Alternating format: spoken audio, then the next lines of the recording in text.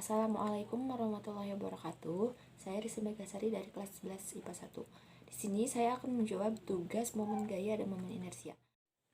Soal yang pertama, cari dan jelaskan 3 fenomena yang menggambarkan konsep momen inersia dan momen gaya dalam kehidupan sehari-hari. Cari 3 alat yang memanfaatkan konsep momen inersia dan momen gaya dalam kehidupan sehari-hari dan jelaskan prinsip kerjanya. Jawaban saya yang pertama yaitu dari fenomena momen gaya.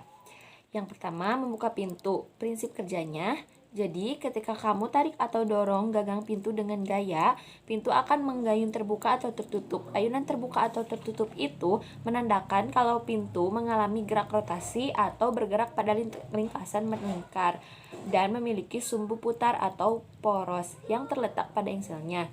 Contoh yang kedua, memasang baut. Prinsip kerjanya yaitu agar dapat dengan mudah mengencangkan baut tersebut dapat melakukan 2 cara, yaitu memberi gaya yang besar dengan lengan gaya yang panjang.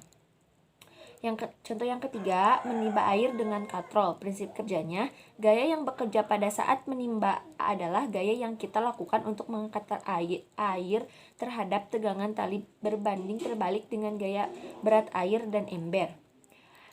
Selanjutnya, contoh fenomena dari momen inersia. Yang pertama, gasing yang berputar dengan seimbang. Prinsip kerjanya, sebuah gangsing diputar dari atas bidang miring dengan kecepatan yang sama, maka akan bergerak lebih cepat karena momen inersia yang terjadi pada gangsing.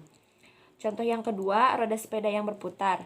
Prinsip kerjanya mengarah pada arah gerak putar seperti semula. Kemampuan suatu benda berputar juga tergantung dari massa benda. Ukuran besar kecil kemampuan suatu benda dalam mempertahankan keadaan tetap berputar seperti semula disebut sebagai momen inersia. Contoh yang ketiga, gerakan berputar seorang penari balet.